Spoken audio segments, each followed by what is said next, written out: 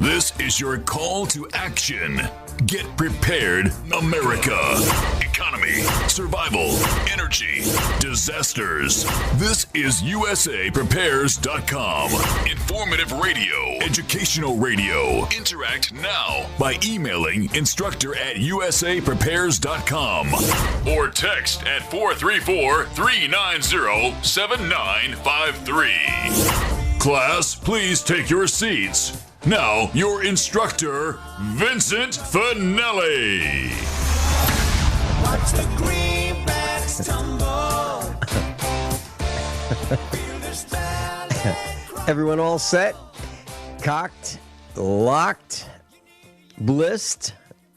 Here we go. Your dial's set correctly to USAPrepares.com, and we're broadcasting 2 hours daily from high atop the Missouri Ozark Mountains. Tom is engineering the broadcast. Converging threats are confronted daily by your instructors. I'm Vincent Finelli. Dr. Shealy, are you blissed? Am I ever blissed, Seth? Yes. It's great to hear your voice, Dr. Shealy. Always good to be with you, Vincent.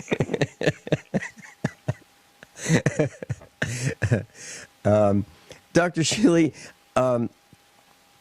you are a medical doctor, a surgeon of the year, PhD ×3, and Native American medicine man. I just want to make sure that our class knows who you are.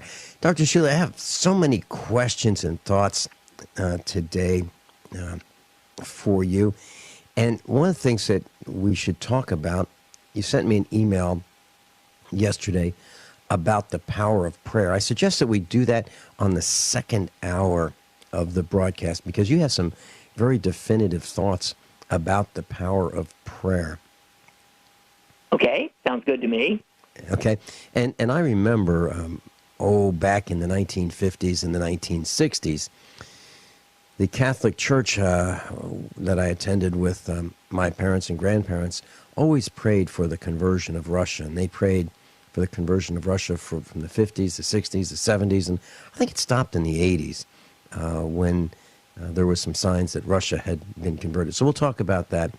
But coming up, like immediately on my list, is I've noticed that if I eat corn out of a can, which I don't do very often, but if I do, I immediately, within moments, get a stomach eruptus.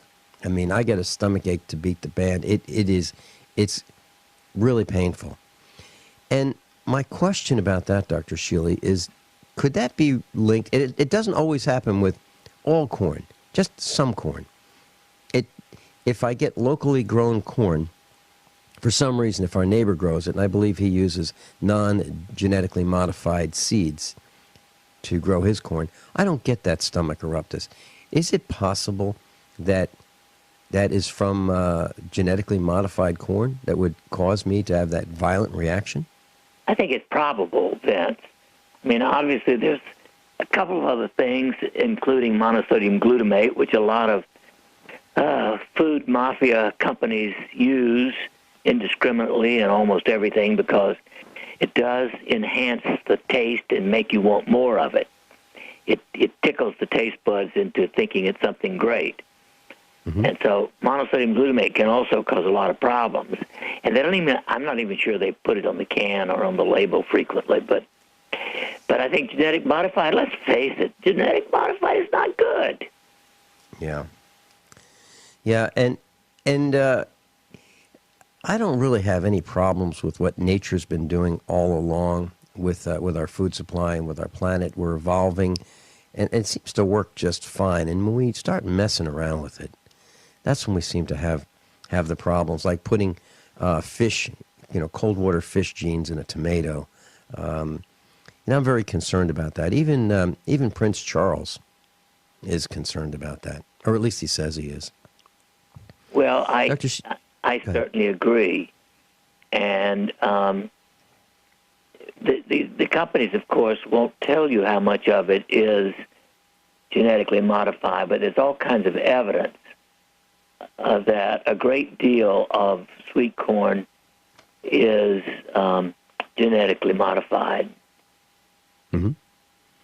Dr. Shealy, one of the things that I've noticed, I have some DVDs that I've been watching, and they were lent to us, and I've noticed that they're of television shows, and it's nice because I don't have to watch the commercials, but I don't watch much TV, and if I don't think that there's some educational value to putting something on a television screen, I absolutely won't watch it. But there's a program that I've been watching. It's called Homeland, and I really have a problem with the vulgarity, the innuendo, and just some of the scenes in it. Here's my question. The reason I'm watching is I believe it really shows what the CIA is doing with their spying, their snooping, how they don't, even the CIA employees don't trust each other. It's just a mess watching these people depict what the Hollywood thinks of the CIA. I think it's an eye-opener. But the point is, the foul language that I've seen creeping into the media, even on some radio broadcasters used to just absolutely filthy language on the air, I see that that's creeping into our society. Do you think that that's possible, that the foul language is creeping into society from the media, from the radio, and from television? Or do you think are they leading by? The average person, remember, is watching 40 hours a week. Yeah. That means there's a lot of people watching much more than 40 hours because they're getting mine and yours. Yeah. Those poor guys that are watching. I can't imagine that I average an hour a week. Yeah. I watch Antiques Roadshow occasionally. Mm-hmm. That's about it. I don't really care for anything else. Mm-hmm.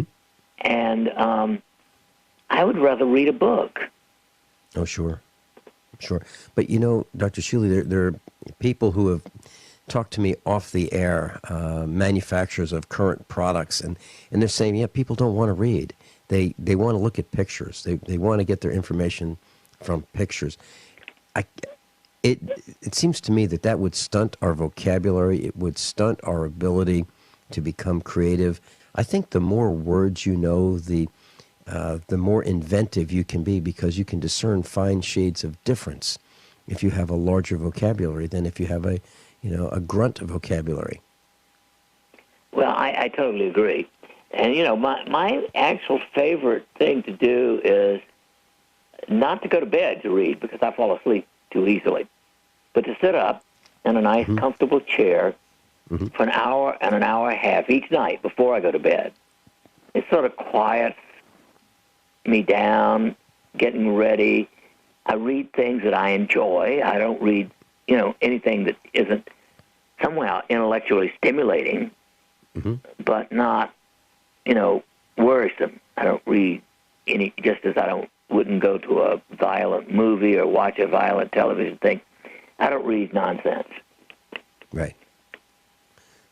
No, I don't either. If there's no historical value, if there's no scientific value, if it's not real, I can't even start reading it if it's not about reality. Well, I have a real tough time with non-real books. I would say for at least 40 or 50 years, even when I went to movies, which I used to, I would only go to comedies and musicals, period. And if I were going today, and I don't miss them, I don't go even to those today, but if I were going, that's what I would choose. We have enough serious things in the world. We don't need to watch it be recreated or made worse on the screen or even in a play. Mm-hmm. And I think we've talked about this before. We don't have the heroes today that we used to have. We don't have anybody to look up to. Dr. Shealy, other than you and a few of our other instructors, I don't have very many people that I can look up to. Especially, seriously, I'm not kidding. I can't look up to a single politician. I can't look up to our president. I can't look up to anyone in Congress. I can't look up to any ball players, even musicians.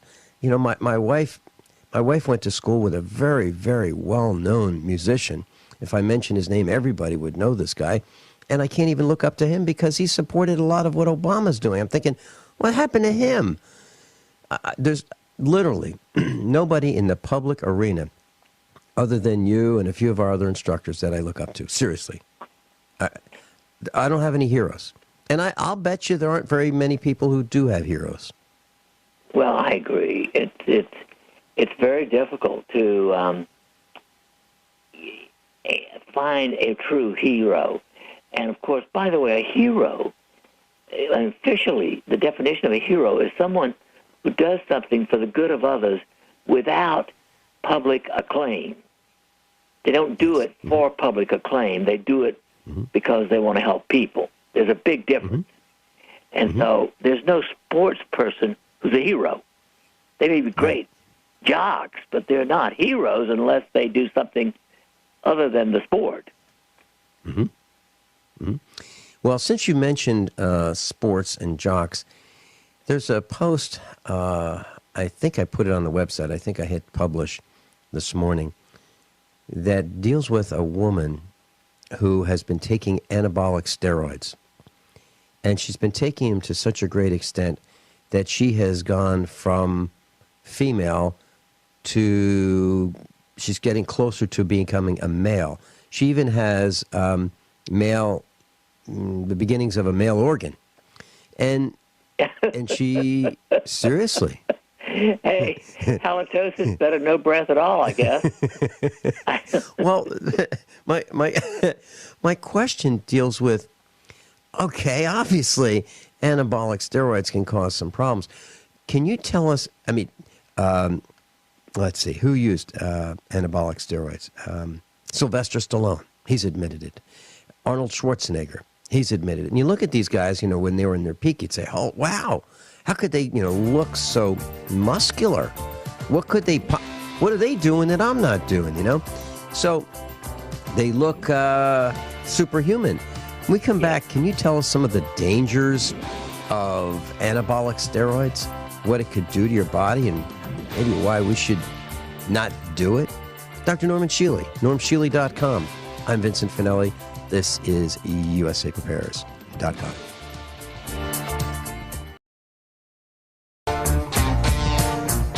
Dr. Norman Shealy's with us, and Dr. Shealy, we were talking about anabolic steroids. Arnold Schwarzenegger has admitted using them. Rocky, as we've seen him on TV, Sylvester Stallone has admitted using them. Do they make us wear out faster? I mean, do they pump us up for today and we pay for that tomorrow by becoming less healthy, or do we damage our organs, or what actually is the downside of anabolic steroids? Well, the downside in the long run is just huge. It's sort of everything you've mentioned plus a lot more. But basically, the very interesting thing about it is anabolic steroids actually then stop you from making your own natural androgens. As in men, for instance, that it leads to shrinkage of the testicles, inability to make your own testosterone. And in women, of course, it acts as an increase in testosterone and can, of course, cause everything from growth of facial hair to deepening of the voice. Of course, acne is another potential side effect. The anabolic steroids actually are significantly negative in is affecting the immune system. They depress immune function. They decrease glucose tolerance. So essentially, they increase insulin resistance and act very much like ultimately type 2 diabetes. And when it gets bad enough, this can be irreversible. You know, it can actually increase the risk of true diabetes. It also inhibits thyroid-stimulating hormone and therefore actually leads to low thyroid function. It also leads to multiple drug abuse. for some reason, people taking a lot of anabolic steroids, for some reason, are driven to want more and more and more and more, and they get into other so-called mood-enhancing street drugs, et cetera, et cetera. So the bottom line is natural approaches that help you optimize your own production are great, and artificial anabolic is not good, period. Mm-hmm. Dr. Shealy, I know someone who uses steroids and to bulk up. And I believe that it has altered his personality to make him aggressive. Yes. That's the basic. You know. Yes. The basic thing is it is mood altering and makes people more aggressive. And I wonder because you see a lot of these men in uniform, the cops, they work out and they want to stay in shape so that, they can tackle us faster and they can beat us up faster. And some of them really look in fabulous, fabulous shape. That shape that seems to be unobtainable naturally. And, well, it's true. I saw last weekend I had some visitors from Wisconsin. I hadn't seen these people in 31 years.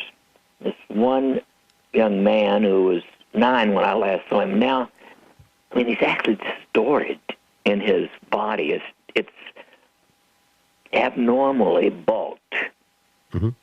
And he's had all kinds of problems with depression. I didn't ask him about anabolics, but steroids, but I have a strong suspicion.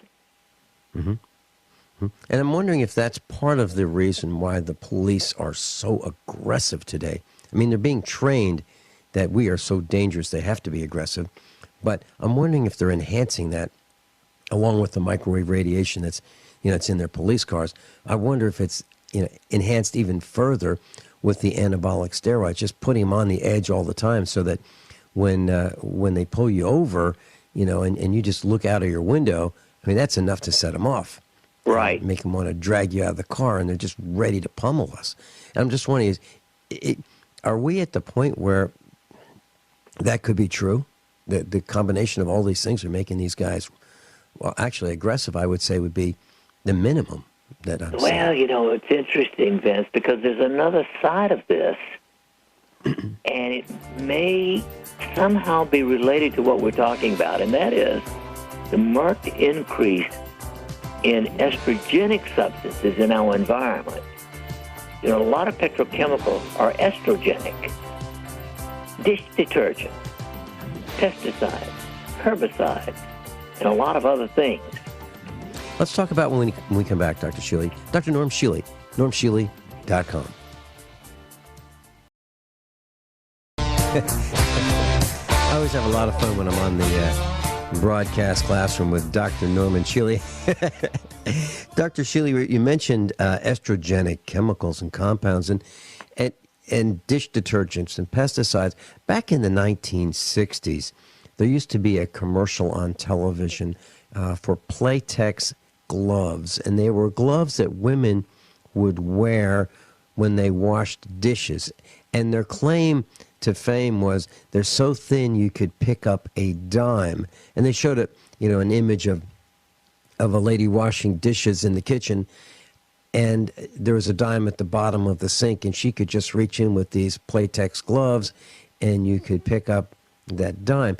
Now, the reason I'm mentioning that is it seemed like that is what you needed to do if you were going to wash your dishes. You need to use gloves to protect you from these estrogenic chemicals. Is that right? Well, the interesting thing is the gloves themselves are probably estrogenic. Ah. A lot of plastics, a huge number of plastics such as PCBs, BPAs, phthalates, THALATES, all of these are estrogenic. And, it's everywhere. If you've got plastic seats, that's estrogenic. You're sitting on estrogen-producing stuff, and it comes into the air, and you breathe it in. It's everywhere, of course. So you want to avoid plastic of all kinds, almost, as much as possible. And let's not forget microwaves. When you put some plastic in of course, I don't even have a microwave oven. I don't believe in them. I think they're dangerous and have lots of negative effects on whatever's cooked in them. But if you put a plastic anything in there, it's going to release even more of that estrogenic stuff. And don't forget that soybeans have a lot of estrogenic potential. And I don't think people were really meant to eat a lot of soybeans. So, Dr. Shealy, are we talking about becoming more feminine with these estrogenic compounds? Well, not only becoming more feminine, but actually remember that the sperm count in males has decreased over the last 60 years from 150 million to under 50 million. And when it gets down to somewhere between 20 and 25 million, men are sterile. They can't produce anymore. So we're over 2/3 of the way down towards zero, and part of that is because of all the estrogens in our environment. So some of these men may be taking anabolic steroids because their estrogen has inhibited them from making their own testosterone adequately. So they're taking estrogen in its place? Well, I mean, the estrogen. They're not taking it; it gets into them because it's in the environment. Yeah, well, that's what I mean. Yeah. So, wow. Well, because I've noticed that more and more men are looking more and more feminine. They're looking, Dr. Shealy, when I was in grammar school, there was no such term as man boobs. There was. Hey, I've seen many men where I've said, boy, I know many teenage girls who would be proud of those. Well, seriously, that was all the way through high school. I've never heard the term, even through college, Dr. Shealy. I'm talking through the 70s. There was no such thing as man boobs. That was not a term that was discussed. So it seems that we as men have become more and more feminine, and I think along with us becoming more feminine, we are less able to make decisions. We are less, I'll think about that because really it's kind of complicated, and we're not men anymore. We're a bunch of wimps. Now, I'm not saying that women are wimps. I'm just saying that men have lost the ability to lead their families. Well, I think that is true. As a matter of fact, Vince, I looked for 20 years to find a physician that I thought had enough energy to manage my clinic. I interviewed 100 physicians, nice people, but they were all wimps, and they could never have managed the kind of patients that I was seeing. Wow. What were they lacking, Dr. Shealy? Oomph. Testosterone, Okay. a feeling of male energy. Now, I did interview a few women, too, but they were wimpy women, too, except for one. And I found her, but unfortunately she had a serious illness and didn't last very long.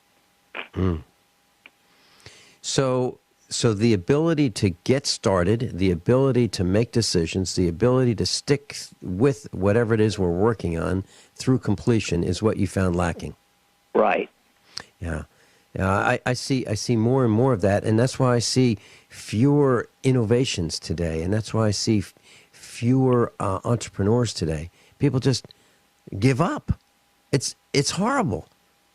I mean, I can't give up, Dr. Shealy. I mean, if I give up, we'll lose the farm. I cannot give up. There's no choice. Well, to me, there should be no choice for anyone. But, unfortunately, some people, because of whatever reason. Now, come on, Vince. I don't know your childhood that well, but I've met your mother. With a mother like that, yours, you've got to have had a good upbringing. You know? Well, I'll tell you, if I did anything wrong, I knew what the consequences were. And Dr. Shealy, my parents did some things that were very, very unusual. For example, when I was in high school, my folks had dinner parties, with the neighbors. We lived in a neighborhood, and the neighbors had dinner parties. And so, I don't know, maybe once a month somebody would have one, and the neighbors would just socialize and get a chance to spend some time with each other. And I'm talking about the late 60s, early 70s. Well, in our kitchen was what was called a dry sink. And in the dry sink is where my parents kept beer and alcoholic beverages. And my father said to me, he said, son, if you want a drink, it's right here. This is, way, way, way before I was legally, according to the law, allowed to drink. And he said, it's right here. And you can have as much as you want. And you can have it whenever you want. But you're not allowed to go outside the property and go drinking. So if you want to drink, here it is. You can have as much as you want. And I never really had the desire to drink very much because it was there. I could have it whenever I wanted. So, but now, if we mention that today, I'm sure the police would be over at my house and haul my dad away. Of course. For child neglect, contributing to the delinquency of minors, child abuse. I mean, I don't know what else he'd get hauled away for. Well, but he was right. My father offered me at age 15 or 16, if I would not drink or smoke until I was 21, he would give me $1,000. Now, he couldn't have paid me $1,000 or $10,000 to smoke, but because of that, I did not drink until I was 21, and then it was,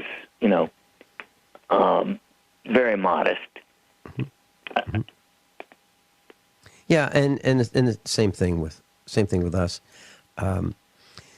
So we're looking at the spiraling down of our social values, of our ability to get up and go, our ability to solve problems, our ability to stay with it.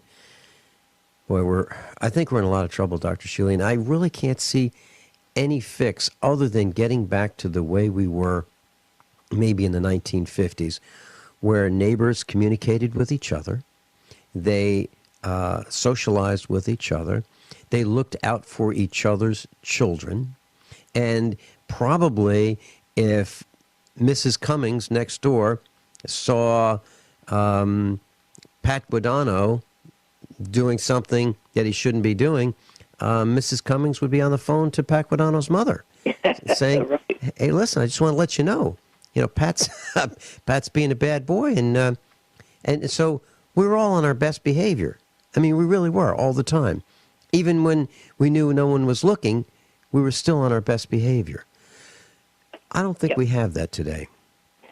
Well, unfortunately, it starts and has been going on for a long time at the top.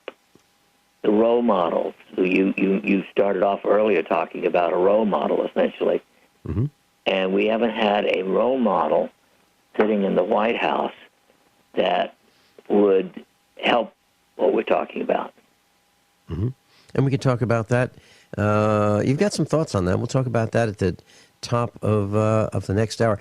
Dr. Shealy, when I first connected to this broadcast this morning, I was talking with our engineer, Tom, and he mentioned, I said, do you have any questions for Dr. Shealy? And we started talking about depression.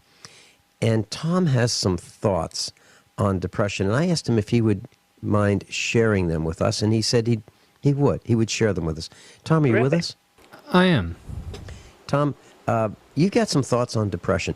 That was very fascinating what you were saying. The link between legal, in some states, drugs, and depression. Please share that with us. Well, in my experience, I've been finding that the people that I realize are depressed tend to smoke marijuana. And not all of them. It's not that marijuana leads to depression, but it does lead to being very lethargic. And this can lead to laying around and enjoying Facebook, which once again isn't bad until it goes on for a week or two. You get home from work or wherever and you go smoke, and then you just don't do anything. And I feel like it's the feeling of lack of productivity that may be leading to a lot of depression. And I've found myself, when I'm depressed, I just have to go out and do something, get up and be productive. When I've been jobless before, I would go out and buy a rake and hand out flyers and go rake lawns. And whereas it doesn't sound like it's exhilarating, it gets me out there and I feel like I'm doing something productive, and that will stave off that. But I find that being lethargic will lead to that, and marijuana does not help. Smart guy, Tom. That's remarkable. So what your friends really need is oxytocin instead of, marijuana. They really need to boost their own oxytocin, which would give them a feeling of being okay and then wanting to do something. Class, our engineer Tom in Minnesota had some thoughts on depression, and his response to whenever he felt inclined to be depressed, he would go out and be productive. Tom, please continue with your thoughts. Well, if I was going to continue, first I want to prep with I'm not opposed to legal, I don't want to say legal, decriminalized marijuana, because I feel like the criminalizing marijuana leads to a higher arrest rates for pretty much what seems nonsense to me. But having said that, I also feel like the legalization of marijuana recently is becoming much more of an epidemic amongst young kids, and it's not necessarily a bad thing as long as you could use it responsibly. It's like any drug, and I feel like that's it's becoming a major issue amongst people my age, especially considering the potency of marijuana has been going up over the years. And now, and actually most European countries, people don't actually smoke the marijuana itself. They refine it into hash, and it's kind of a lengthy process. So most people don't even do it in other countries. But here, we've mastered the perfection of it, and we actually use things like butane to create incredibly strong variations of it. And I actually have a friend, really nice, cool guy, and he's discovered that there's this stuff called dabs, which is a really highly refined hash. I think he said something like 90% THC or something, which is preposterous to me. That's insane. But he'll take one hit and be practically passed out. 2 hits, he is passed out. And I feel like if you could make it to a third, he'd be comatose. Not that it's legal or lethal. I'm sorry, but it's definitely painful watching him, because he did have a drug problem at one point, and it's almost like he's fallen back into it. Except for this time, it's a much closer to being legal substance than anything else he's ever done. So. My concern is the potency, and if you've got it growing outside or something, it's just naturally occurring. That's that'd be fine. But when you're making it to a medical grade and you're designing the stuff for cancer patients, I mean, you're trying to nullify pain completely, and that your average productive citizen does not need that in their system. I just can't imagine wanting to live life like that. Dr. Shealy, what are your thoughts? Well, I'm totally with Tom. I think criminalizing marijuana is ridiculous because forbidden fruit is more attractive, and it's just part of the problem.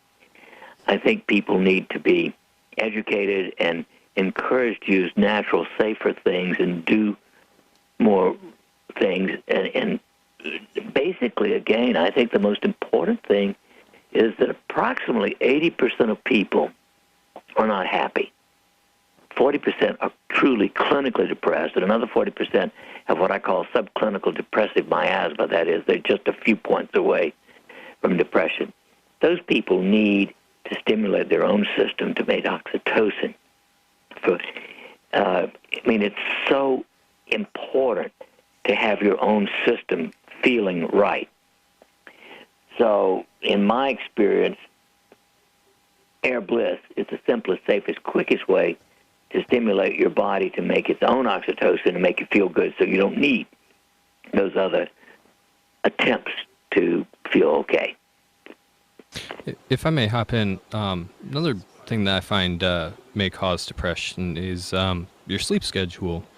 I find a lot of people that do late night stuff, and once again, usually not productive, just staying up on the computer all night, staying until 3, 4 in the morning, and then sleeping until noon, tend to be really depressed. And getting your clock on time with the sun, your daytime, even just getting up when the sun gets up just makes you feel better. And I found that for myself, that was what changed my life, was changing my schedule.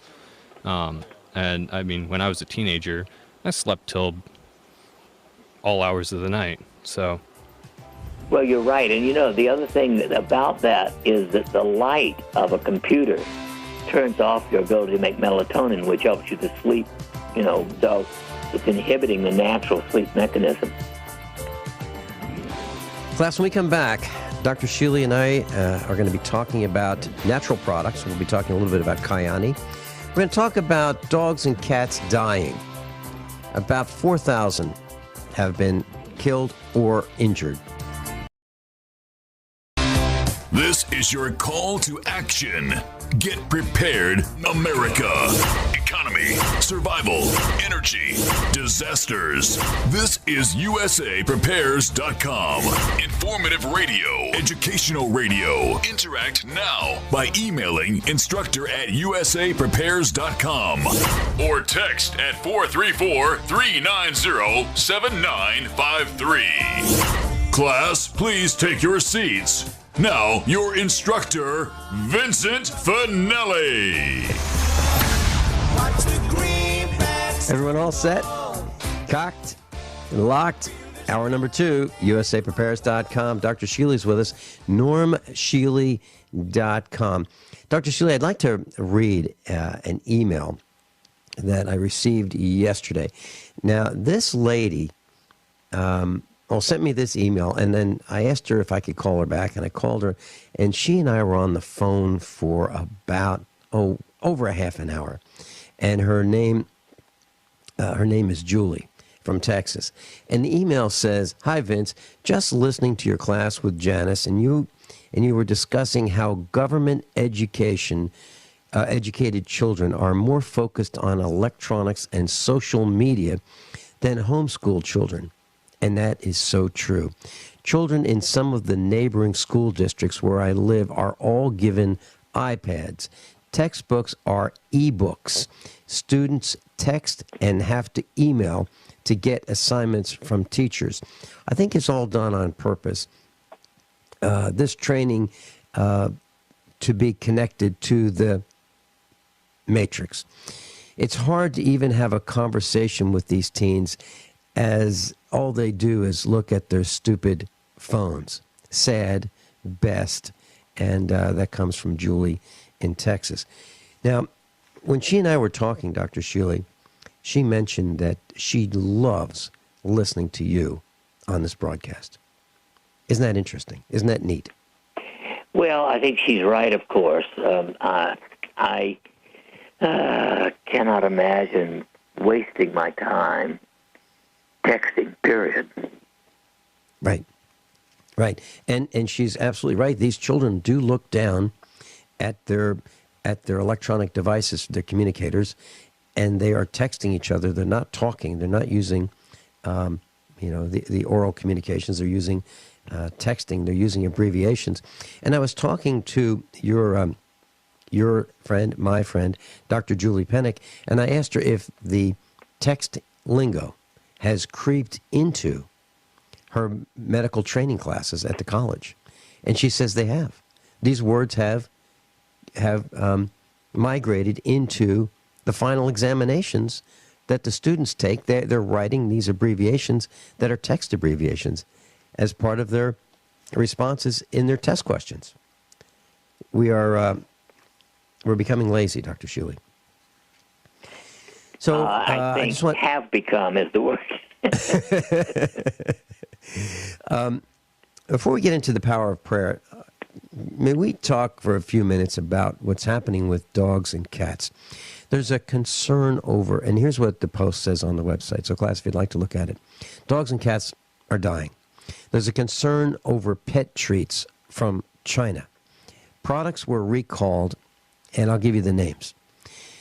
Nestle Purina Pet Care, Wagon Train, Canyon Creek Ranch Treats, Del Monte's, Milo's Kitchen, Chicken Jerky, and Chicken Grillers. And there are others. These are pet treats that you give a well-behaved dog or cat as a thank you for being so well-behaved, and they're killing them. They've found nearly 600 animals have died, and more than 3,600 have become sick in a mystery of illnesses being linked to these jerky treats made in China. Now, we couldn't possibly know what it is, Dr. Shealy, that's causing it, but I want to ring the alarm. Don't buy Wagon Train jerky tenders. Don't buy Milo's Kitchen home-style dog treats made with real chicken jerky. Don't buy Canyon Creek Ranch chicken tenders for your dog. I remember back in 2007, there's a company called Menu Foods out of Canada, and they had about 100 brands that they manufactured dog food and cat food under these different brand names. And they had these wet dog food and cat food. And we literally gave, under our vet's direction, the wet dog food to our dog, and it killed him. It killed him. And so we were one that, suffered the consequences of feeding the dog wet dog food. Before that, we never did it. We would use the dry food, and that's not so good either. But the point is, Dr. Shealy, China, we're buying dog treats from China?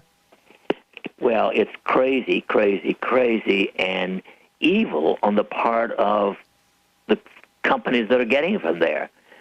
I would not choose to buy anything from China, but especially food or medicine or anything that you're going to put on or near your body. I'm so glad you said that, Dr. Shealy, because when I go shopping with Mrs. Finelli, there are these packaged foods that you can buy, and I always look at the labels and where they're from, and if they don't say where they're from, I don't buy them. And if they say made in China, I don't buy them. I mean, why would I trust those guys? Let me share a very short story with you. When I lived in Virginia, we used to go to, and I've said this once before, we used to go to Sam's Club, and they had Virginia brand. When we lived in Virginia, Virginia brand honey. And we thought, this is made in Virginia. Great. Well, if you took 1 teaspoon of this Virginia brand honey that came from Sam's Club and put it in a cup of green tea, and the green tea, back then I used to drink tea out of light colored mugs, either tan or white ceramic mugs. If you put green tea in there, the tea had a very light green color, very, very light, because I would use 1 tea bag for 10 cups of water. So it would be very light. I'd add in the honey, Virginia brand, and it would turn the tea black. I'm talking about black coffee, black. So I called up the company, and I explained what was going on. They thought I was kidding. I said, no, I'm not kidding. It's really doing it. And it's doing it with all of the tea that all the teas that we try it with, and it's only with Virginia brand honey. It doesn't do it with the other brands of honey we have. And I talked to the CEO. He called me back and he said, you're right. You're right. And they traced it down. What was happening is Virginia brand honey was imported from China, and they traced it to why. The Chinese were using galvanized steel buckets to transport the honey from the hives to where they were collecting it and putting it in steel drums to ship to the United States. And it was contaminated. Dr. Shealy, that caused a national recall of all Virginia brand honey at that time. Well, so, I another consider Chinese it product. criminal that they put Virginia in the name of it. Yeah, Yeah, well, like Federal Reserve, right? So I wanted to share that with you. Do you have any thoughts before we go into? You want to talk about the power of prayer? Well, there have been over the last 20 years many, many studies that have shown improvements in health, a decrease in crime when groups of people pray together. And it's been, sort of philosophically, metaphysically around for a long time. It seems to me that we now know that a huge proportion of Americans are unhappy with the current regime. It may not be 51% quite yet, but it's a huge percentage. And we don't need a majority necessarily, but we need a lot of people praying.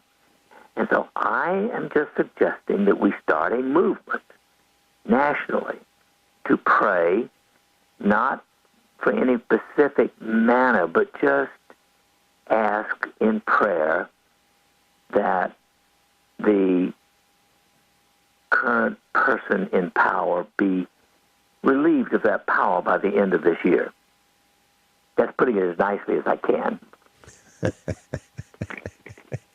Wasn't that politically polite?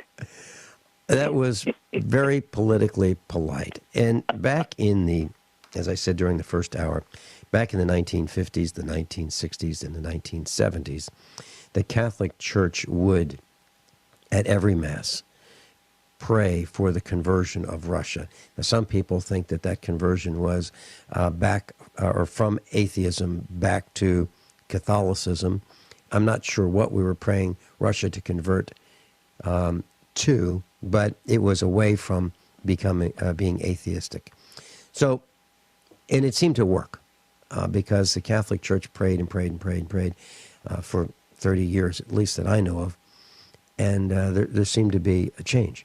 So, do you have a specific verbiage in mind for the prayer to remove? Well, I mean, I say, God, we know that you know how to do it, and we just ask that you assist us in removing the current person in prayer by the end of this year, because we need to be free of that. So, Dr. Shealy, we're talking about we want to be free from government spying on our emails. Government spying. Obviously, all of the government control mechanisms that are unconstitutional, and of course, the person responsible for all of these. I think that's the number one thing. We've got to get the person at the top who's responsible for this away from it in order to get the changes we need. Just like, and here's a very simple analogy. When Fukushima had the catastrophe, and the day after Fukushima went off a couple of years ago, I said this is the worst man-made disaster since Noah's flood. I meant it, and I still mean it. And I said I would not want to be the head of General Electric that designed that nuclear reactor. And I felt that that person, the CEO, including the board of directors, are all responsible for the decision to build that reactor. Okay? And it's they should be tried, and if found guilty, and I can't see how they wouldn't be, put in jail for the rest of their lives. And that's because they're at the top. And we talked about first hour, we don't have any heroes. Well, we don't have any heroes. But the guy at the top is responsible. The buck stops there. The buck stops there. We'll be right back.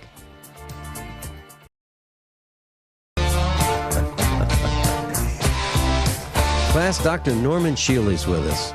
Medical doctor, PhD times 3, author of over 29 books, broadcaster of over 2.3 decades. Dr. Shealy, you were talking about Barack Obama, and you were talking about a prayer that you thought we should start here on this broadcast, ClassroomUSAPrepares.com.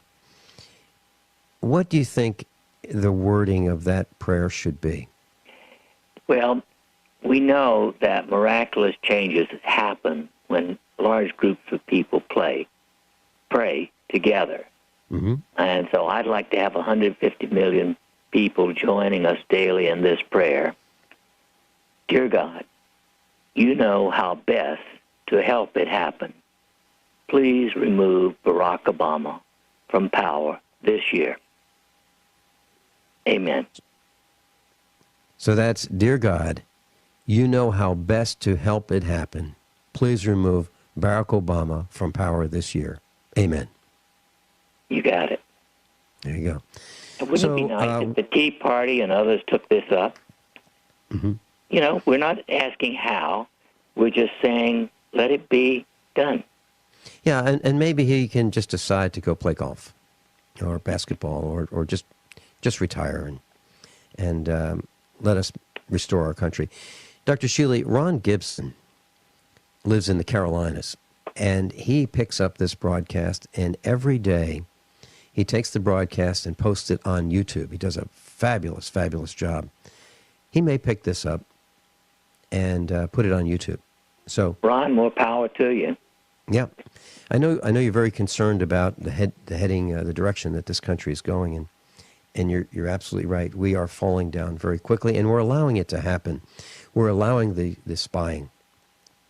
We're allowing the listening in on our telephone calls, the reading of our text, the reading and storing of our text and emails and phone calls forever, to be used as evidence. I guess that would be against us. We are actually paying for all this to happen with our own money. It's got to stop. It has to stop. We're being poisoned with genetically modified foods. The Food and Drug Administration is standing off to the side, allowing it to happen. The USDA is beating up little farmers, small farmers that are raising good quality, wholesome food, because good food is something that you can't have. And of course, and I'll say this, of course, there are expos. There are expos going on in this country that are working in concert with the federal government. And if you want, you can get free tickets to go to these expos. All you have to do is provide your email address, and you will be tracked. You'll be tracked. That email address list is available for sale. So if you're thinking about letting the government know who you are, it's really simple. Just go to one of those expos, get the free tickets, get the free email tickets, and you'll see on their website, FEMA. You'll see it right on the website. So if you want them to know who you are, just get the free tickets. And if you think about it, who is the biggest problem for the federal government at this point? It would be people who are independent-minded. It is people who want to control their own destiny, who want to grow their own food. And what best way to find out who you are than to give you free tickets to go to a preparedness expo? They've got your emails if you do that. I don't do that. I don't collect your emails for purposes other than if you want to communicate with me, that's great. But I don't have a database of who you are. I don't want one. But other expos do. Keep that in mind, class. Dr. Shealy,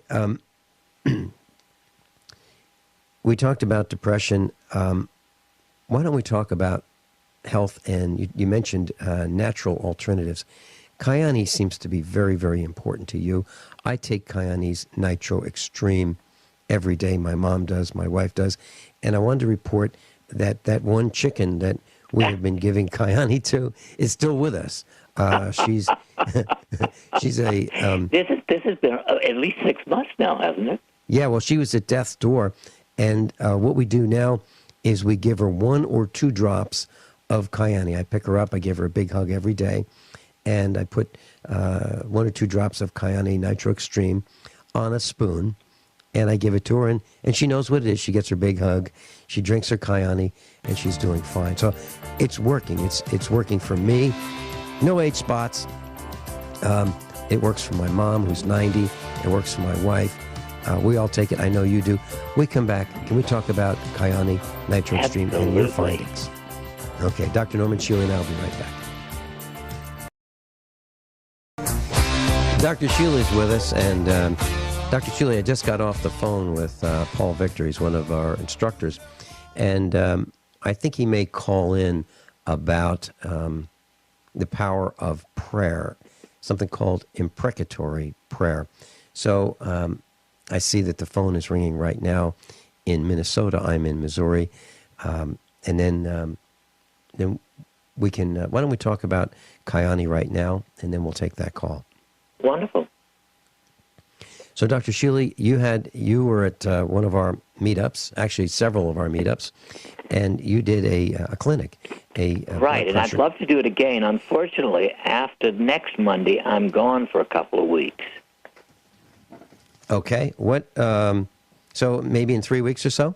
Yeah, the first Monday that would work would be the 18th. Okay. You want me to put that down? I've got it in my book. I'll Okay. put it in. Okay, Dr. Shealy will be doing a blood pressure clinic at Ziggy's on November 18th, right? You got it. Nope. November 18th, blood pressure clinic at Ziggy's. That sounds great. The last time you did one, we had a lady who had a choice. She could either go to the emergency room or she could spend time with you. She decided to spend time with you. Her blood pressure was well over 200, top number, and she was in serious, serious trouble. So let's talk about how we can lower our blood pressure. Oh, by the way, you did lower her blood pressure immediately within 30 minutes. You had it down to the 150s, and then 3 days later you had her down normal. And that has been my experience with 70% of over 230 people I have personally tested. Okay, 70%. And you just do what, Dr. Shealy? What do you suggest that they... Well, basically, we just check the blood pressure, give them, depending on how high the blood pressure is, 15 or 30 drops of Kyani Nitro Extreme, and then recheck the blood pressure in 30 minutes. Mm-hmm. And, I mean, out of 230-plus people, 70% have had an excellent response with normalization of blood pressure. Okay, and what do we do if they're already on blood pressure medicine, Dr. Shealy? Well, I usually give somewhat less, and to start, 15 drops usually max. Mm-hmm. But in my experience, I've been able to get most people weaned off their medications over a period of 3 or 4 weeks. And this is an all-natural product? All natural, totally safe. I have not seen any problems with it. And okay. Well, I have a post on the website, usaprepares.com, page number 1. I buy it. Dr. Shealy buys it. We pay the discounted price. You can do that too. And if you just want to figure out how to buy it, just go to our website, usaprepares.com. There's a post from Dr. Shealy there, and you'll see it, page 1. And you can click on it and buy it. It's a small bottle, and it's about a month's supply of 15 drops twice a day. My mom takes it. I take it. My wife takes it. And my favorite chicken takes it. And I've heard, Dr. Shealy, I've heard from veterinarians that they have experimented with it. Dogs and cats slated for mercy killing because they are so sick. There's nothing that can be done for them. That veterinarians have tried this, and they have turned around the animals kind of the same way I did with my pet chicken. So I believe it works, and I do take it religiously. I guess that's part of my religion now, to take Kyani Nitro Extreme. Dr. Shealy, is there anything else that you'd like to share about that? Well, I think in addition to blood pressure, there's one other aspect that to me is at least equally important. The single most common problem that people complain of is inadequate energy. Feeling tired, just not having it. There's just no question that Kyani improves energy, life energy, physical energy, mental energy. That's the reason I started taking it. I didn't have a problem with high blood pressure, but as I began my research with it almost 2 years ago, my patients were telling me how much more energetic they feel. So finally, September of last year, I said, hey, I'm going to try this. And it does. And I really, really enjoy having that extra boost of energy. Well, I can tell you, Ken Hurley, one of our instructors, takes it. Dr. Howard Shane takes it. Judy Dollarhite takes it. John Dollarhite takes it. There are a whole bunch of us. Probably most of the people that come to our meetups at Ziggy's take it. And really, literally, just before the broadcast, a few minutes before the broadcast, I take the Kyanie Nitro Extreme. I keep a bottle right here in the studio, and I think it works. I really do. So I'm giving you my opinion of what I've seen. And so if you'd like, just take a look, read about it. It's on the website, usaprepares.com. Dr. Shealy, Paul Victor's on the line with us. And Paul, you had some thoughts about the power of prayer. Yes, I sent you an email basically describing imprecatory prayer. Imprecatory prayer is something that was practiced by King David, and he prayed against his enemies. And you could look that up in Psalms 83. So it's definitely a targeted request of the Almighty to take care of and deal with the enemies of righteousness. The word I believe, is very powerful, and it's just been recently discovered. I believe there was a Japanese scientist that discovered how words can actually affect water. And us human beings are, what are we, like 85% water? And if you try to get this information off of YouTube, I can't remember exactly what it was, but you can Google the structure of water and how it's affected by words, and it's amazing. There's some examples where there was a glass of water, and he basically cursed and used expletives against this glass of water, and then put it under a microscope, and he saw the structure of water change. It was like very ugly under the microscope. And then he did the same thing where he blessed the glass of water and spoke very positive things, and put that under the microscope, and the structure of water changed to something beautiful like snowflakes and so on and so forth. So it's very powerful. We have a lot of power at our disposal, and we don't know it. That's why I think there's such a great emphasis on removing the Ten Commandments from the courthouse, or any vestiges of anything to do with God or His Word. They want to totally eliminate it from the society because they know it's powerful. You're absolutely right, of course, and I'm well aware of that work with the effect of words and prayer on water. In fact, I wrote a comment for the cover of the book. And so we need to be praying to improve the government of our country. Absolutely. And if you're praying against any specific person or maybe politician, it's important to put on what's called the full armor of God, and that's described in Ephesians chapter 6, verse 13 to 18, to pray the armor of God upon you and your family for protection, to put a hedge of protection around yourself and your family so that the evil one will not have any effect on you. Okay, it's important to do that first. But if two or three are agreed and focus in on a particular project or a person or situation, I think through the power of prayer, you'll see things change. Right. The person you're talking about who wrote the book about this, by the way, is Dr. Emoto's. Yes, that's right. Masaru Emoto. Dr. Shealy, yes. This is very sobering, what we're talking about. We're saying that we are in so much trouble that we all have to get together, every single one of us, to pray for the solution. And it's very disturbing, Dr. Shealy, don't you think, that we've gotten to this point? Well, it is, have to but pray. But the time has come, the walrus said, to speak of many things.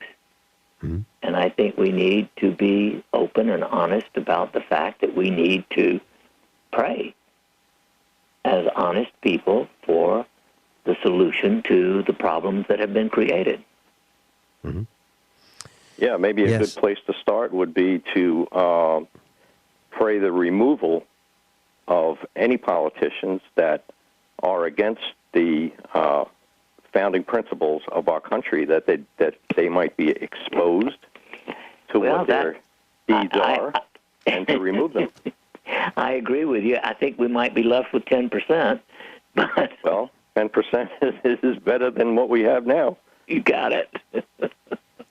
So we're now talking about praying for the removal of. What was your specific language there, Paul? Pray for the removal of any politicians? For the removal of any officials that are acting contrary to the founding principles of our country and that are actually fighting against righteousness and righteous living.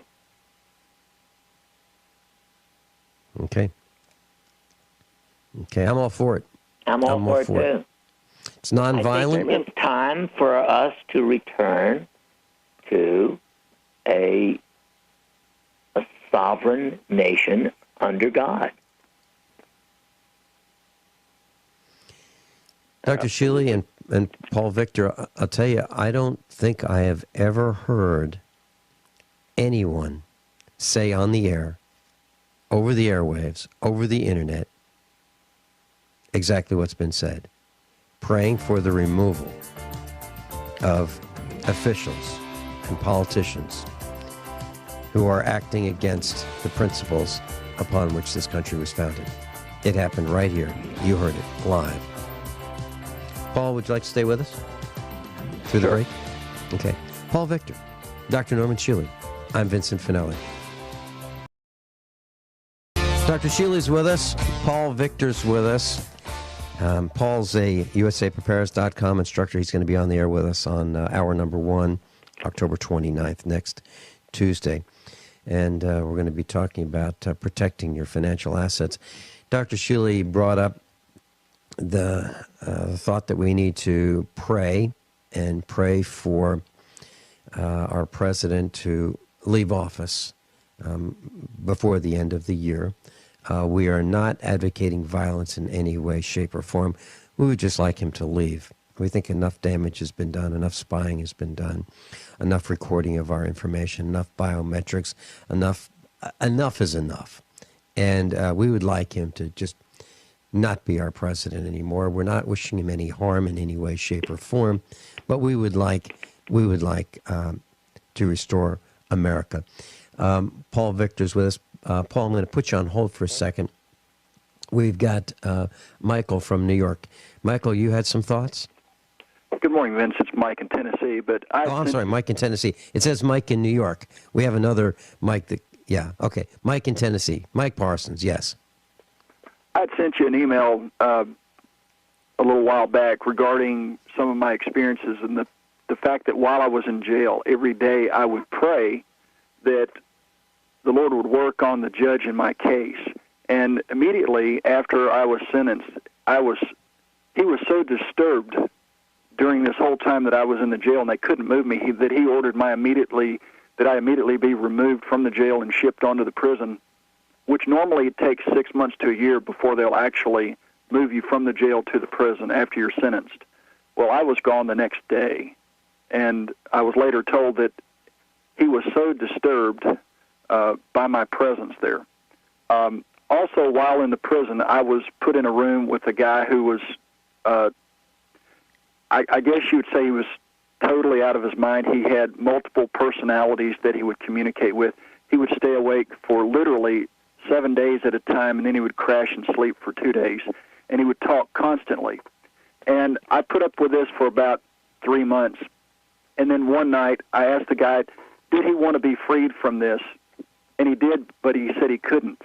And so I said, well, let me pray for you and over you and touch you. And I prayed, and I ask that the Lord come into the room, remove the evil spirits from this room and this man immediately. And in the name of Jesus, I touched this man on his forehead, and his eyes opened up, and he didn't say another word. He went straight to sleep, and the next day he asked to have another roommate or to be moved because he was absent of his friends that were in his mind, and he couldn't stand that. This man had been in solitary for 5 years, and when he was normal when he went in. When he came out, this is how he was. I believe the guy was somewhat possessed. I'd never seen a person like this, but literally, nonstop, for 7 days, he would talk and walk and move around the room nonstop. I'd like to remind our class, Mike Parsons, that you were sent to prison for a crime that you did not commit. I want to make sure everybody understands that when you talk about prison, you are not a bad guy. I was accused of aggravated assault because I possessed a gun, and in the law in Tennessee, if you're charged with possession of a gun in the commission of any kind of a crime, it's a felony. And I was engaged in the act of committing a citizen's arrest on a man who had shot 29 times at me and my wife and shot and killed my dog unprovoked in front of me. And that was my crime. I was railroaded because I was challenging a rigged election, and I was suing a judge and a prosecutor at the same time. So, yes, I stand. I just want to make sure our radio class understands that because you were in prison does not mean that you're a bad guy. There are many of us who have been pursued by the police who have done nothing wrong. And one of us has even gone to jail for 16 years for rape and murder that he did not commit. And so I just wanted to make sure everybody knows. Dr. Shealy, what are your thoughts about... Oh, shoot, we're out of time. I think it's the way to go, Vince. All right, Dr. Shealy, I'm going to put the prayer on the website. It'll be on page 1. Dr. Shealy's thoughts about praying for the removal of Barack Obama peacefully. Okay, we'd like him to leave office. And we'd like the whole world to join in on this prayer. It's for our best interest, and we're in the majority. Mike Parsons, thank you very much. Paul Victor, thank you very much. Dr. Norman Shealy, thank you very much. Class, above all, honesty and integrity. What happens next is up to you, and let's start praying.